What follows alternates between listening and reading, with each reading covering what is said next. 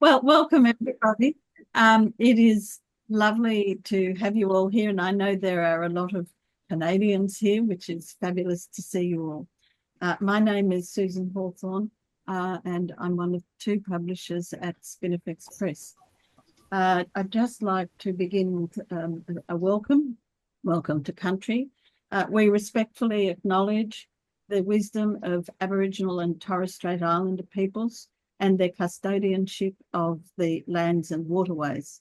The countries on which Spinifex offices are located are Diru, Bunurong and Wurundjeri, Wadawurrung, Bundungara and Noongar. We also acknowledge the many women throughout history who have fought for women's freedom and the freedom of lesbians, often at the cost of their lives.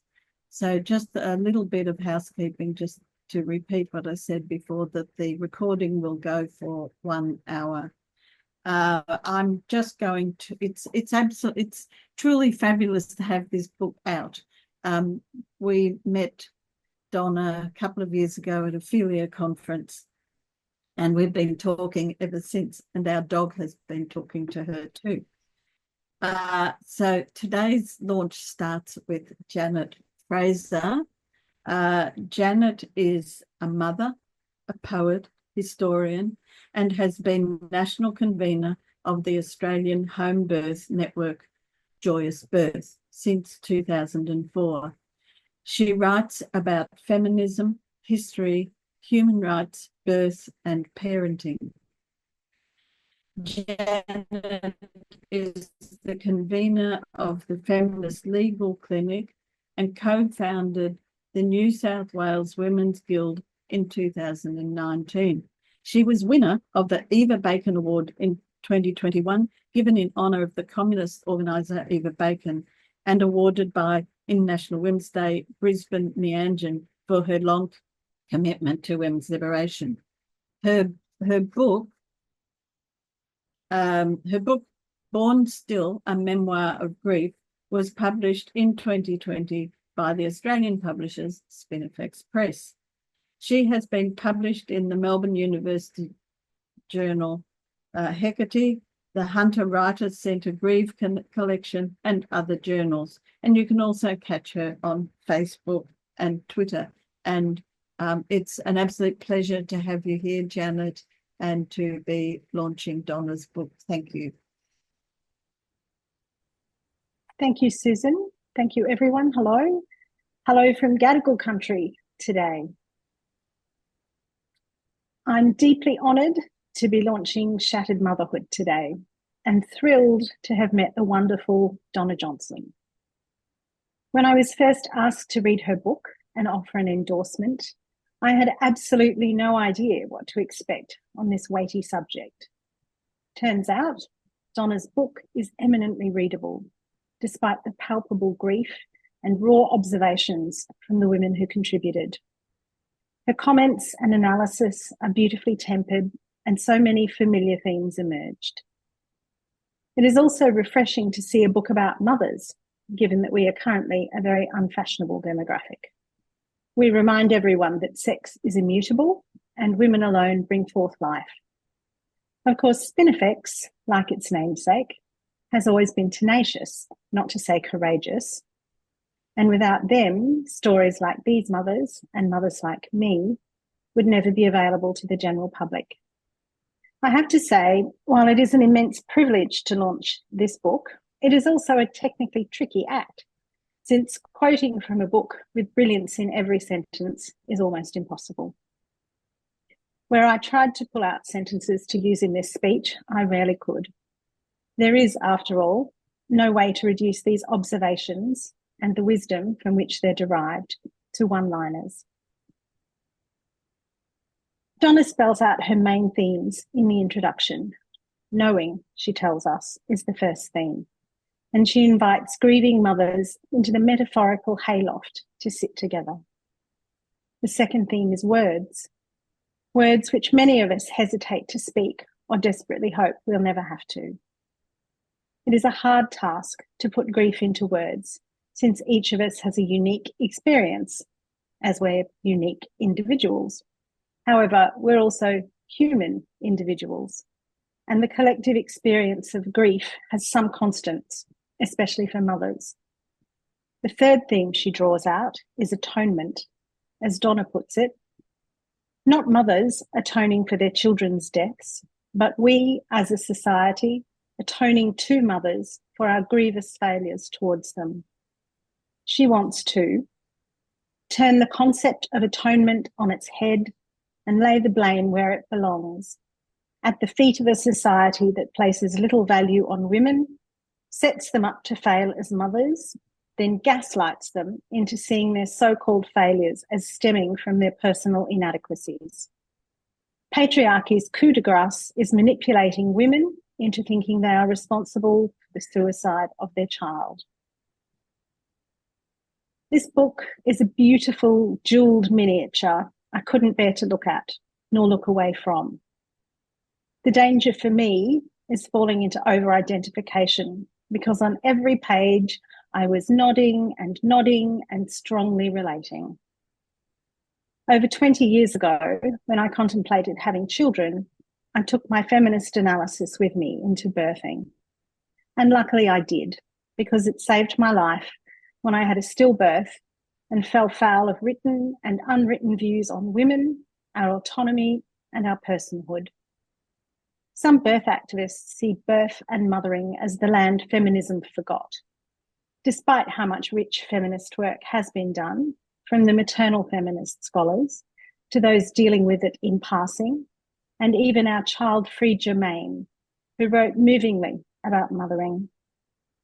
I was reminded of this in Donna's book when she describes the reluctance of some women to consider a feminist analysis of their experience of their child's suicide or their experience of male violence in the home and its impact on the loss and grief, as well as on the child themselves. We don't live in discrete orders where our lives as women have clear tunnels of experience. There is not a mother tunnel in which we mother to the exclusion of all else. There is not a living with violence tunnel in which we do that to the exclusion of all else in our lives. There is a woman who mothers, there is a woman who lives with violence, and those women are often the same. We know that male violence commonly starts during pregnancy, even escalating to murder. These women are us, and we each inhabit a woman's life encompassing all this and so much more. I have long said our birthing is a reflection of our lives, and an improvement in our lives would lead to an improvement in our birthing. So too it is with mothers experiencing this profound and egregious assault on their very sense of self, which is the loss of a child to suicide. Were our pain more visible? Were our lives more supported? The aftermath of a life that explodes when a child suicides would be different. But Donna's great work is on guilt.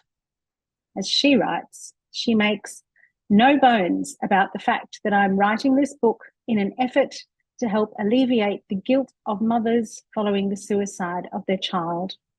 She explicitly wishes to expose maternal guilt as a nefarious social construct intended to keep women feeling inadequate and serving a system that is not in our interest.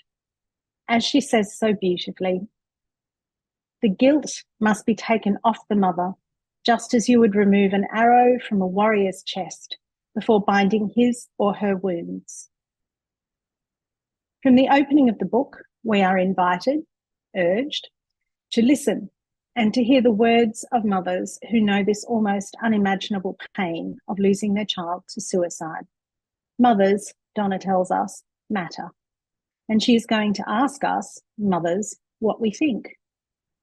I love this paragraph in the introduction because it's beautifully written, but it also begins to tease out so much of what this book is about. What happens to us as women matters. That which wounds us matters. We have a right to take up space with our pain and to accurately name it. We have a right to understand the forces acting on our lives. We have the right to build our own theory. We have a right to envision a different kind of world. What I and many other women reading this know is that the capacity to envision a different kind of world comes from a feminist analysis that gives language to the patterns we live. Empowerment is such a worn-out notion nowadays, since it sells everything from Botox to cars. But accessing this language of analysis and giving it form saves our lives. The words theme appears over and over in Shattered Motherhood, Saving Our Lives. I was deeply moved by the image Donna creates of women's words being written onto paper and stuck to walls, filling the whole room with women's words. Women's thoughts and experiences trivialized to the point of near extinction, being given priority, can radically change how those women experience themselves and the world. Once you take yourself seriously, the world may be forced to reckon differently with you. Donna skillfully handles the connection of men's violence in the home and children's suicides, either before or during adulthood. She is not drawing a direct causal link, but she carefully elucidates the environment in which those children were growing up, the effect on them and the effect on their mothers. While men's violence in the home is a topic of social discourse nowadays, the resulting suicides are less so. Mind you, the topic is still curtailed by the use of passive voice in most media, women dead from violence, rather than men killing women. But there is very little mention of the rates of suicide among women living with men's violence in their homes or trying to escape it. There are many points of difference between Donna's work and other writers on this violence, but I think this link with suicide is a really important one.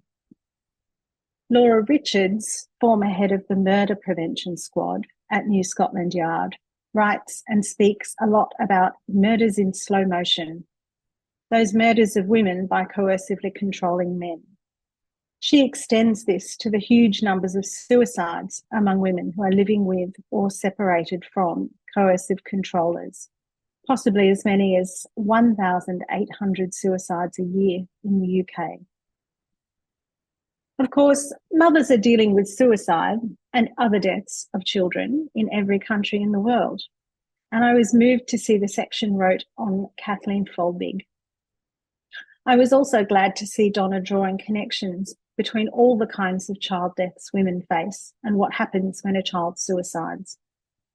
The commonalities are, for me, an important bridge to community and solidarity with other mothers globally.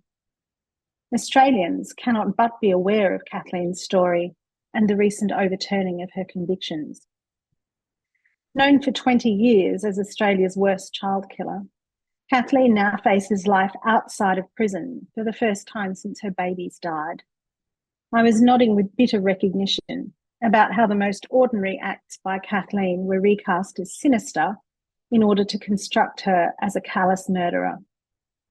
Choosing to work a Saturday job to financially support her family, a reasonable, normal act for any parent, when related to Kathleen, became a story of how she didn't care for her baby because she left the baby with family members to work.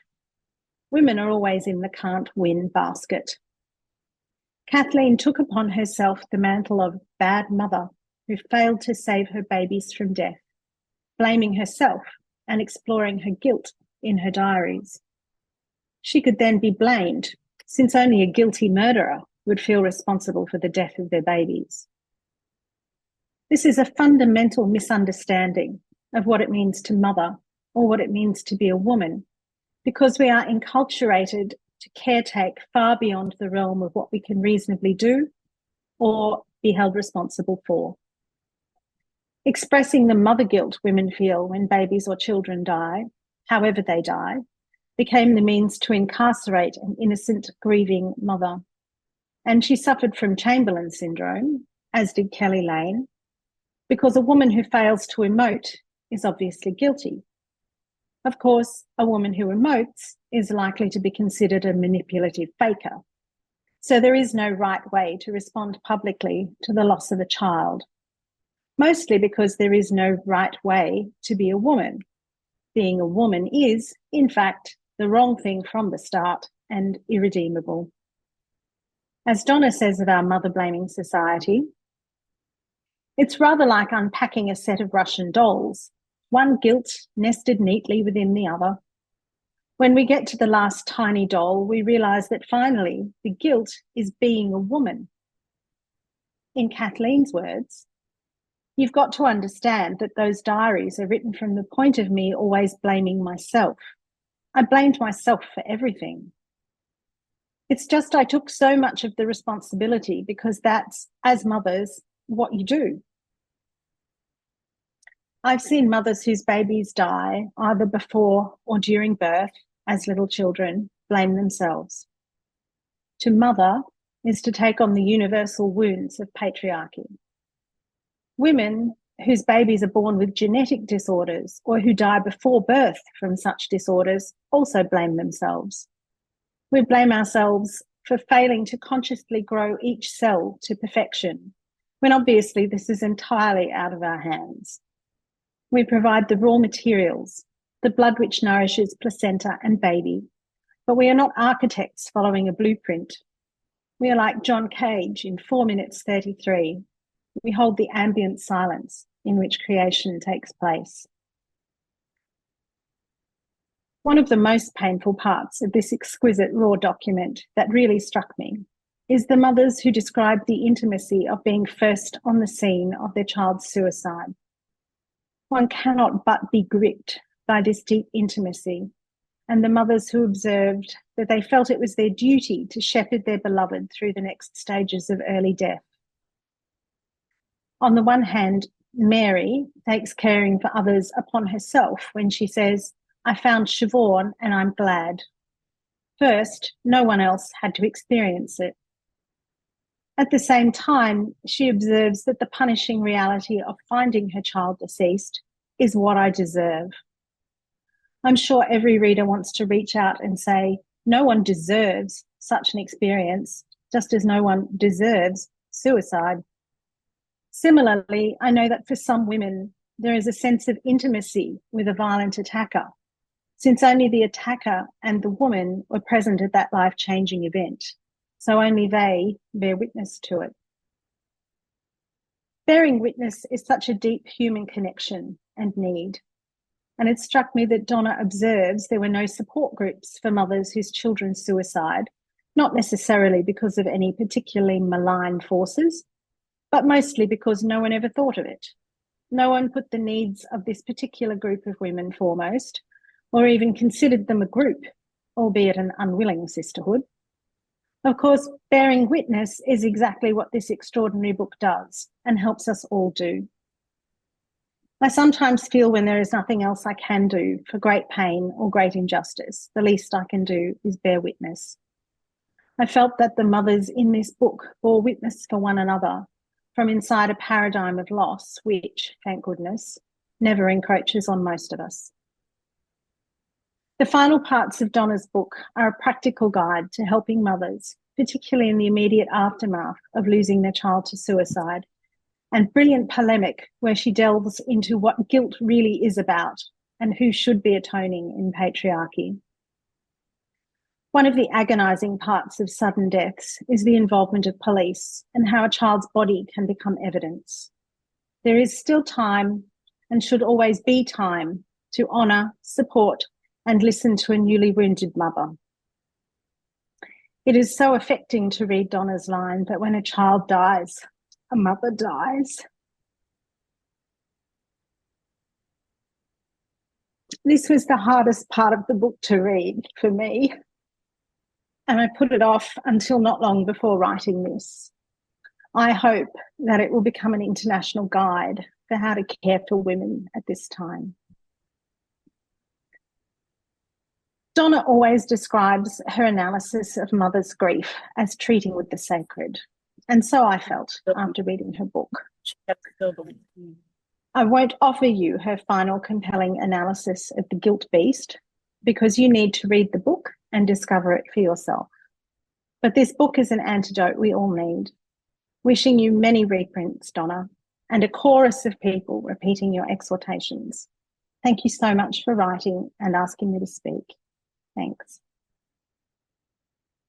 Thank you. Thank you, Janet. That launch speech was very moving. Now, Diana Rivington is now going to say a few words. Diana, you've unmuted. Very good. Let me just introduce her in a few words.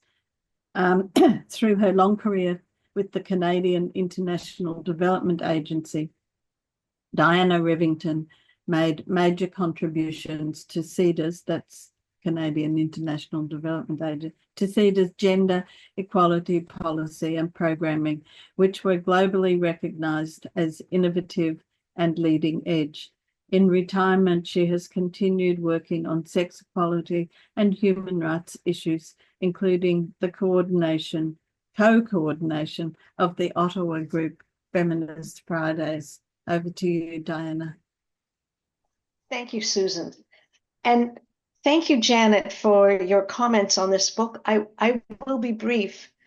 I just want to say to my Australian friends on screen that I worked very closely with AusAid and have a high regard for the work that your ministry has been doing in gender equality. I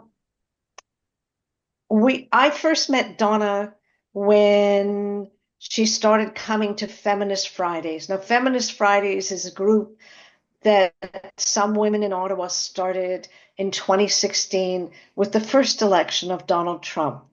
And we were kind of depressed about what was happening to equality issues and women's rights in the United States and the imminent danger that was there. And so we began to meet irregularly to discuss feminist issues and to restore our own hopes and courage. One of the things that I picked from the book, and I'm going to talk is the power of meeting in living rooms, finding a safe space, having a snack, being able to get up and walk around and sit down in those rooms where women meet. They share their grief, their rage, and I do mean rage because that was behind how we started Feminist Fridays, and their laughter, which is powerful. Donna writes in the book about how they built a structure to support grieving mothers as they address their common pain. And what they found is they would come with a poem or a story, but it was the shared laughter and the shared stories that helped people move on to a next stage in their grief for their lost children. To me, an important element of this book is the feminist critique, the analysis, why do women stay in poor relationships, and the third chapter that really deals with the issues of femicide, and how that creates unsafe spaces that affect both the mothers and their children. One of the powers that comes out of this book is the power of deep listening as people share their stories and not turning around saying, there, it will be all right. Dealing with grief and dealing with the need, people express needs for atonement, for bearing witness. It's powerful, that deep listening. So whether it's in a hayloft, or whether it's in a living room, or whether it's online in a Zoom call around the world, the power of sharing that deep listening and the intent of deep listening is something that I retained from this book. Thank you very much, Donna, for writing this book. I think it's a powerful tool that will help many people to be listened to. Thank you, Diana. And now, of course, we have to pass over to Donna F Johnson. Now, Donna is a remarkable woman, but let me read out her bio. Donna Johnson was born in Montreal, Canada, the youngest of 4 girls. Her father used to say he was going to put an ad in the newspaper and exchange his 4 daughters for 1 boy. She knew he was joking, but also sensed the underlying implication that boys were somehow worth more. Her lifelong passion has been to uncover how the inferior status assigned to females plays out in their everyday lives, particularly in the domain of marriage, motherhood, and family. After graduating with a master's in psychology, Donna worked in a battered women's refuge. Along with a handful of frontline workers, she helped establish Canada's first monument to women murdered by their intimate partners. That was in 1992.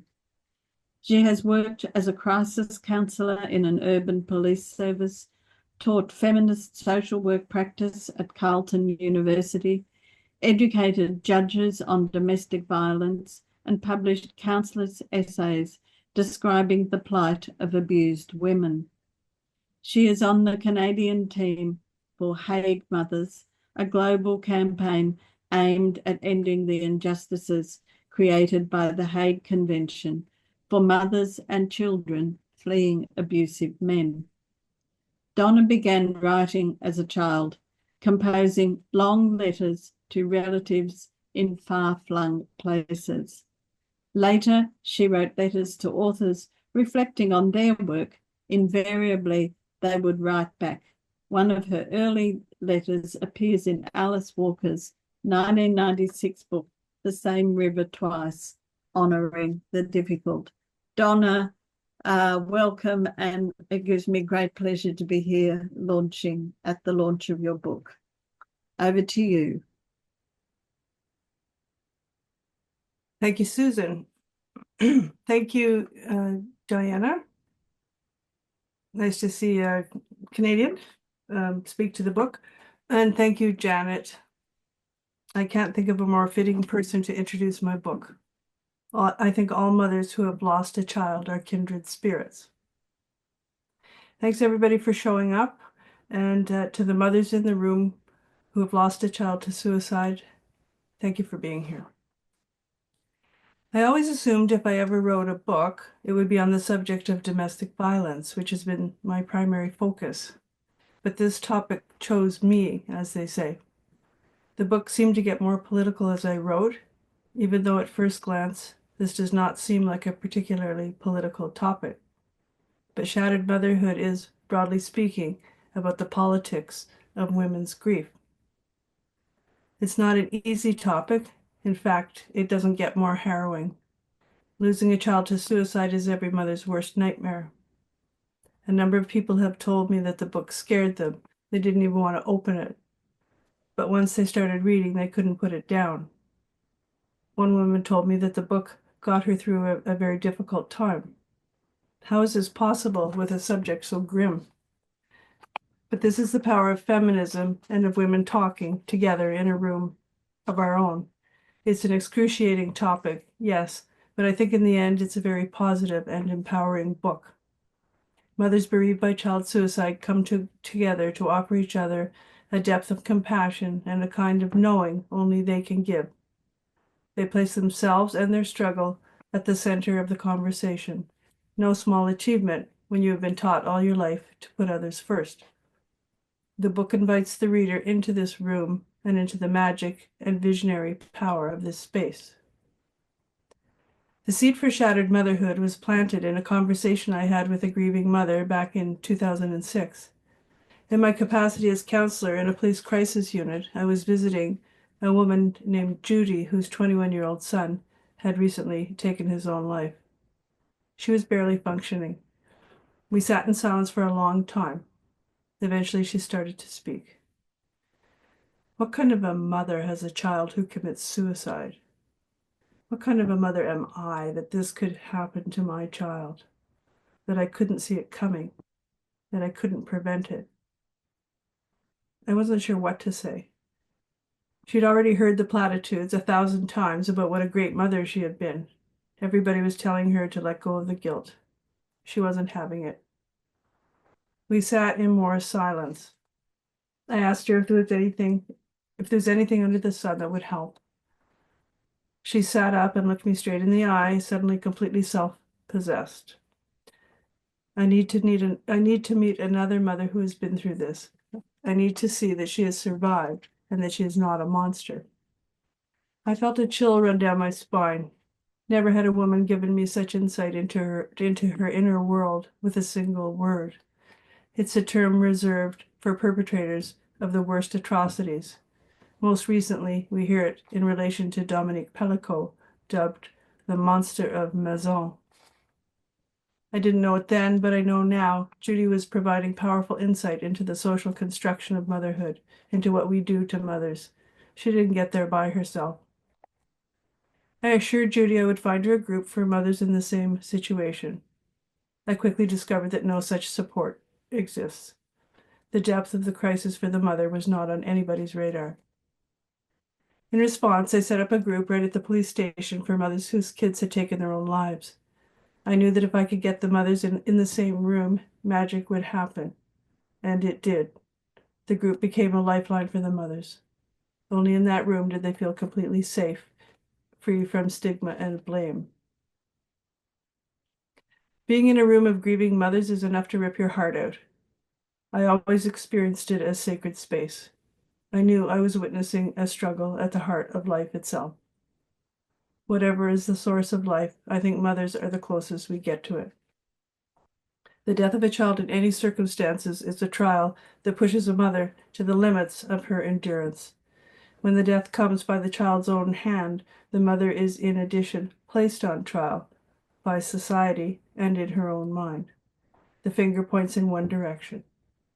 Adding to her life-threatening pain is an unyielding sense that her inadequacies as a mother contributed to her child's death. Complicating things for her is the fact that nobody is actually blaming her. In fact, everybody's telling her the opposite, that it's not her fault. Women live in this crazy-making space where the adverse forces acting on our lives are often invisible and denied. Oblivious to these forces, we fall prey to them. Thus it was that the mothers in that room were not looking to be absolved of their guilt. On the contrary, they were stepping up for their punishment. They are the mothers, and the buck stops with them. I must say I found much to admire in the mother's sense of duty. What a different world we would have if everybody felt this level of responsibility for children. But before long, I found myself getting angry. The contradictions were starting to build. I was suspicious of the guilt because I'd seen it before in my past work. I had seen how little we support mothers and how readily we blame them. I knew that women's tears are the cheapest fluids on earth, to quote Germaine Greer. And I couldn't square the mother's persistent sense of failure with all they had sacrificed and suffered for their kids. Most had been forced to raise their children under challenging circumstances. Some of their partners had been abusive. It was they, the mothers, who had in the main shouldered the burden of care when the child began to flounder. Their profound sorrow I understood, but feeling they had contributed to their child's death through their failures and inadequacies as mothers, no, I couldn't accept that. It was clear to me that the guilt needed to come off, but nothing I or anyone said made a difference. No matter how many times friends or professionals tell the mother of the suicided child to let go of the guilt, she won't be able to. Ultimately, I wrote this book because I wanted to take the guilt off the mothers. In the process of writing, I realized that only the mothers themselves can remove the guilt. The book was a challenge to write. Well, I should say parts were very challenging. Capturing the mother's pain in their own words was easy. Their words poured into the room as pure poetry. Helping the mothers find a way out of the guilt, that was the hard part. What was the path? I couldn't see it myself. Perhaps I perceived it dimly. I sensed that my work with battered women had prepared me to work with mothers whose kids had taken their own lives. But how? What's the connection? Not all women who have lost a child to suicide have been abused, so that's not the link, though some will have been, and this requires a massive feminist analysis, which I make in the book. It finally occurs to me the link is women's gratuitous suffering under the patriarchal power structure. Simply that. I knew the key to empowering battered women is to engage them in a process of consciousness raising. If women can't see the power structure, they will continue to blame themselves for the breakup of the family and the harms done to their children, and they will remain vulnerable to being abused. I began to suspect that the only sure route out of guilt for the mothers is for them to come to consciousness about their condition as women and the oppressive conditions in which they mother. I'm talking about the institution of motherhood with its impossible prescription for accommodation, service, and perfection, and which holds mothers responsible for everything that goes wrong in the family. And so in the book, I embark upon a process of consciousness raising with the mothers. I begin with myself and my own mother's depression, and the two sexual assaults in my university years that woke me up to my subordinate status. Consciousness raising is a kind of you go first thing. Somebody has to start telling the truth about her own life. Gradually, women start to realize they're not alone, and the space starts to open up, and connections start to be made between my sexual assaults and yours, between my mother's depression and yours, between our second-class status as women and the intractable guilt of the world's mothers. Shattered Motherhood is dripping with unrestrained admiration for mothers. I actually wrote this book in homage to mothers for all they give, sacrifice, and suffer in their reproductive role. Sometimes I think not being a mother myself puts me in a better position to see how amazing they are. I see them as heroes. Mothers are heroic in the work of giving birth, putting their lives on the line to bear children. 800 women around the world die in childbirth every day. That's one woman every 2 minutes. But there are no medals for mothers, no halls of fame. It's just another woman having a baby.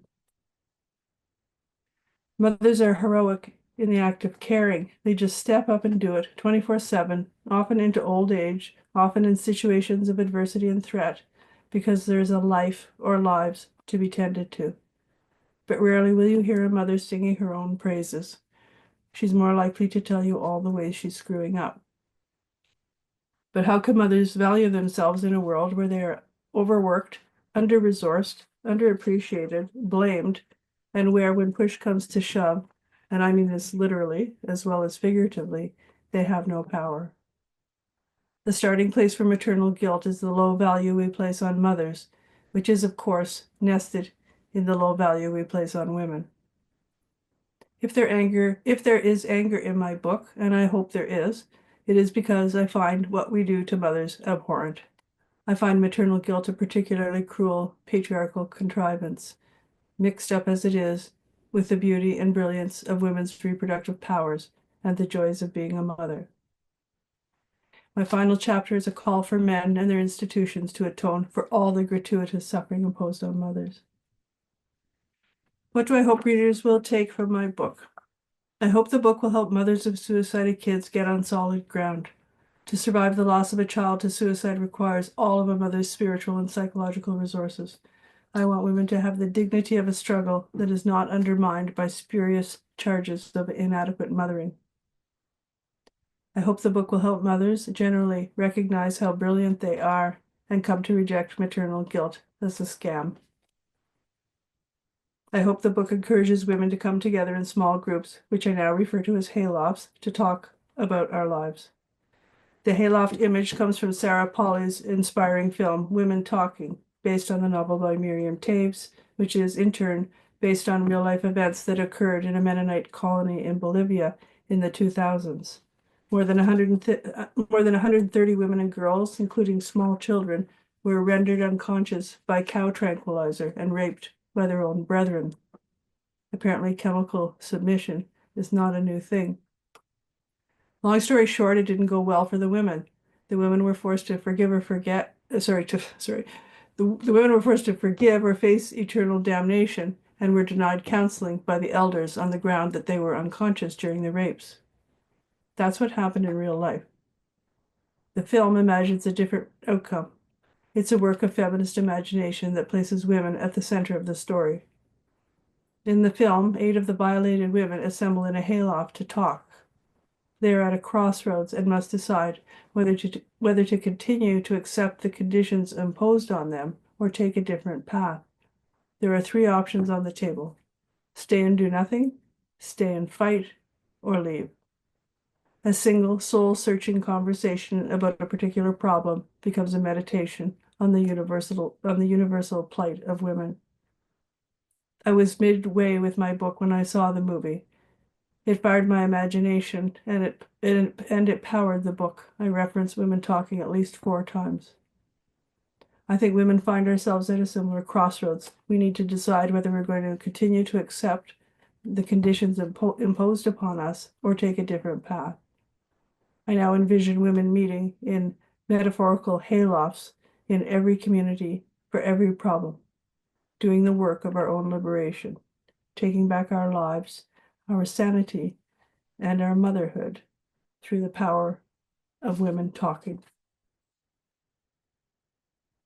I'll end with some words of thanks to the mothers. Working with you has been among the most meaningful work I've ever done. Thank you for trusting me with your lives.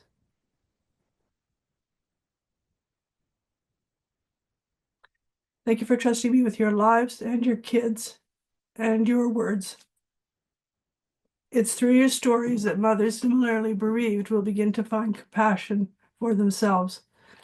Special thanks to Kate, who has broken the silence about the suicide of a child that occurs in the context of an abusive relationship. I learned so much from you. To Renata, Susan, Pauline, and all the women at Spinifex, thank you for your commitment to radical feminist publishing and for your patience with me as a new author.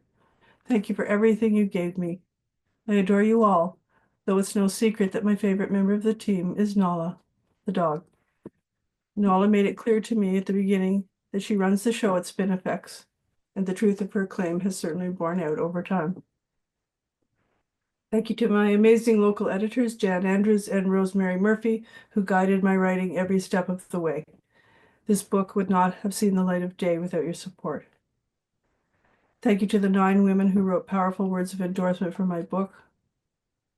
And finally, thank you to my friend and mentor, Helen Levine, who opened my eyes to the power politics of motherhood. May her memory be a disruptive force. Thank you for listening. We're kind of running out of time, but here we are in our virtual hayloft. I look forward to your comments and questions. Thank you. If you would like to ask a question or make a comment, Donna and Janet and Diana, thank you so much for your words and so forth. This is one of the most moving launches we've ever had. So if anybody still has some words left after such a launch, please either raise your hand or write something in the chat if you prefer to do it that way. Yeah, I'm here. Thank you so much, Donna, for writing this book. I just want to first of all say thank you, Donna and Gwen, for saving my life. I am women human rights defender from Pakistan, and my work was with the all battered women and all women who really suffered. So one example which comes to my mind, everybody knows Malala Yousafzai. You never seen Malala without father. Where is mother?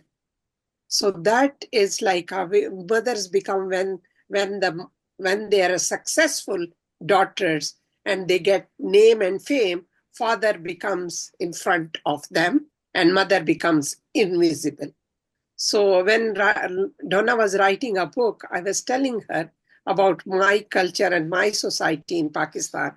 Most of the time, I will say in my language, when any child gets some award or any recognition, they say, shabash father, like a bravo father. And if something goes bad, and if something, girls or even boys does something wrong, mother is to be blamed. When in our part of the world, when you take your slipper and throw to someone, this is the slang they use for mothers, that you were not being good mother. So that's why the children are doing like that. So thank you so much, Donna, for saving my life over here in Canada and being a mentor to me. And I can't, without your support, I would not be here today where I'm sitting. I hope your book will really be a beacon of hope for all mothers. I'm sorry, my English is not very good. It's up English, so forgive me. And thank you so much for giving me this opportunity.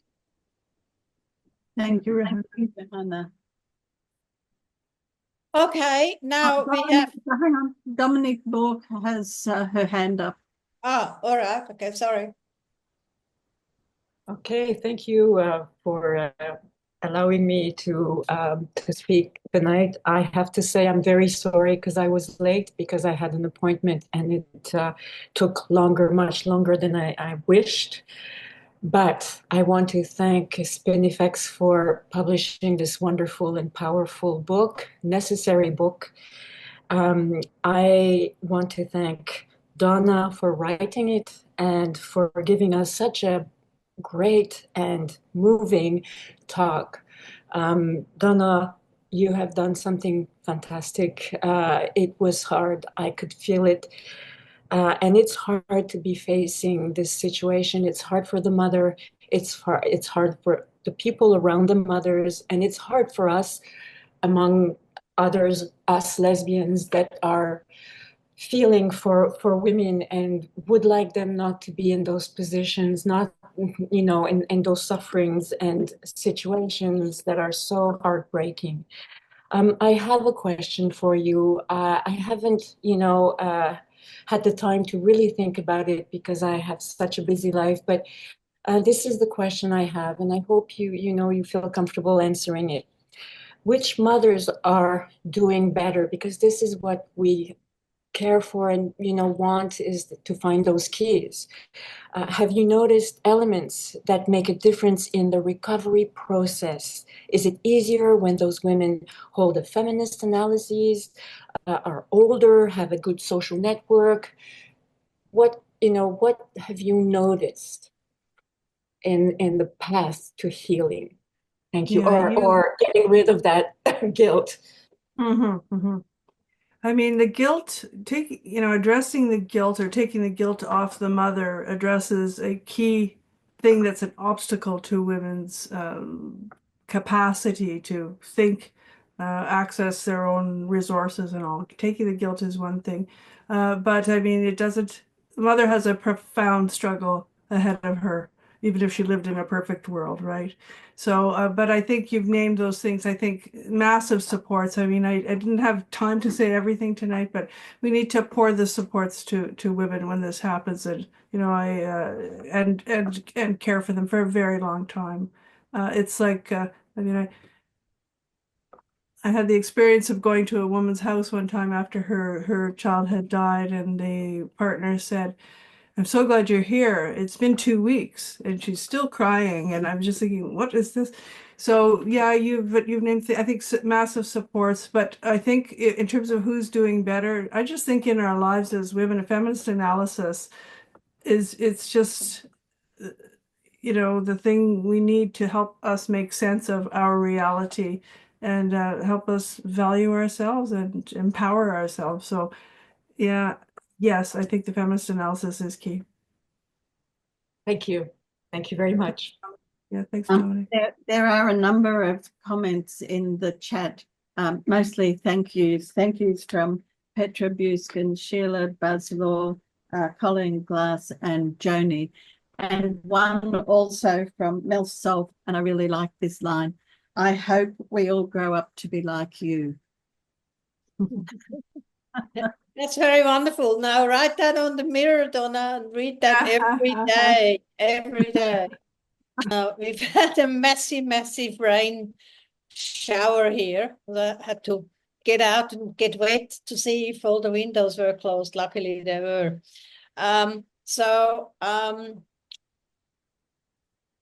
It's really interesting that both Janet and Donna are authors that we first met at conferences. We met Janet at a conference in Sydney, where she actually gave a talk about what happened to her, the injustices that happened to her when she had a stillbirth, and then what happened to her as society descended on her. And we were all in tears and went to her afterwards and said, that's going to have to be a book. And then we did publish Janet's wonderful book. Now, Donna, we met at Cardiff at the Philia conference, and it's not clear where where we first met her. Was it in the lift? Was it in a Mexican restaurant? Or was it eating potato and tuna rolls? But anyway, we clicked, and I said to Donna, although I can't remember it, but I'm sure I said it, why don't you write a book for us? And so Donna did. It wasn't always totally easy going, not just because of the topic, but we had sort of like a few technical issues, which we all dealt with very, very professionally, mostly, except one day when Donna sent us her close to final draft, and none of us could open it, and we panicked collectively. Until somebody found out, I think it was our designer, that actually Donna used some antiquated Pages software instead of Word. Woo! Finally, we could read her wonderful Word. So all was good in the end. And of course, as Donna quite rightly says, the person who rules here is our dog Nala, who is somewhere also. We will maybe see her later. But first, let me really thank Janet and Donna from the bottom of my heart for your wonderful work, which has been really, really tough, and for the fantastic books.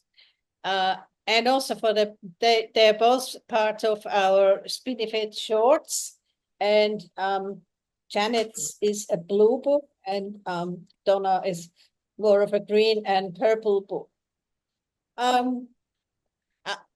Another reason, when we started to think about having a book on this topic, I did quite a bit of research, and I did ask Janet as well at that time, and Betty McClellan, another of our friends from Townsville, who has been working in a women's center for a long time. And I sort of said to her, do you know any groups specifically for the mothers after they had lost a child to suicide? And everybody responded saying, no, there are no such group, but that would be a great idea.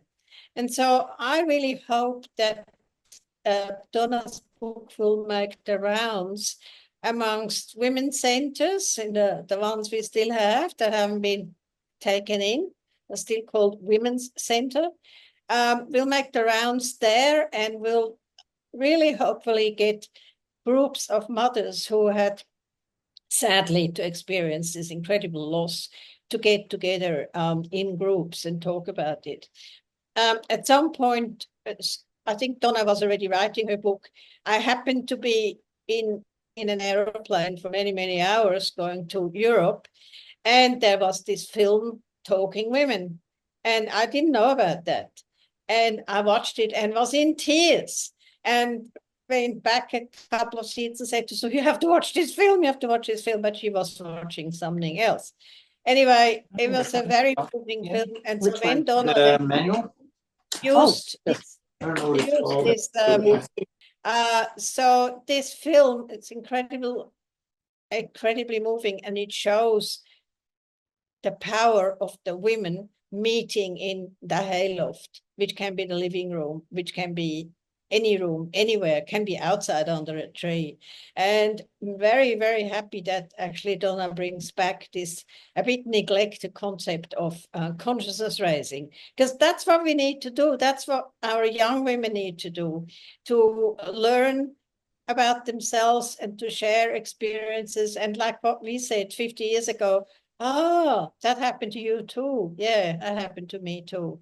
So there is an incredible power in women talking. So thank you very much, Donna, for bringing that back very strongly in your book. Now, I want to acknowledge the members of the Spinifex team, apart from Nala, despite her great importance. We do have Rachel, who very ably gets us through all the technical problems that we might or might not have, and is our wonderful publicist and gets the word out about our book. So thank you very much, Rachel, for your work that goes really beyond everything. Then I also want to really thank Pauline, who sadly can't be here today, who together with Susan and I assisted Donna with writing her book and plastered our comments on Donna's writing. And Pauline is a fantastic editor and a really, really wonderful woman. She now works as a manager in a big bookshop in Melbourne on Fridays, so that's why she can't be here. Equally of equal importance, everybody is equally important at Spinifex, is Danielle, our office manager, without whom no books would be sent out. And she also looks after our sales and all of that. So thank you very much. And she hosts our books in containers at her place. Now that's commitment. Thank you, Danielle. And last but not least, Caitlin Roper, who herself has written a book on sex dolls, is our social media commentator. She lives in Perth, which is 2 hours behind us. So I'm not sure if Caitlin is here or whether she will listen to this later on the YouTube, because we have a YouTube channel where you can listen and look at all the previous launches of books that Spinifex has done. Books don't happen in a vacuum. They really wouldn't if we didn't have fantastic authors, fantastic editors, fantastic publicists, and an office coordinator who keeps us all grounded. So, and who I have forgotten, but of course I haven't forgotten her, because it is my partner, Susan Hawthorne, without whom nothing would happen. And actually Donna, despite the fact that Nala might be the most important, but really the most important is the boss, Madam Spinifex, Susan Hawthorne. So now it's almost on an hour since we have started, and this sort of concludes proceedings. Again, thank you so very much, Janet, for a really inspiring speech, and thank you so very much, Donna, for writing the book and being the almost perfect author. And I will do another book with you any day. Thank you so much, everybody, for coming, and thank you, both of you, all of you, for your support. Thanks, everyone. That was very enjoyable and very, very moving. So thanks very much. Okay.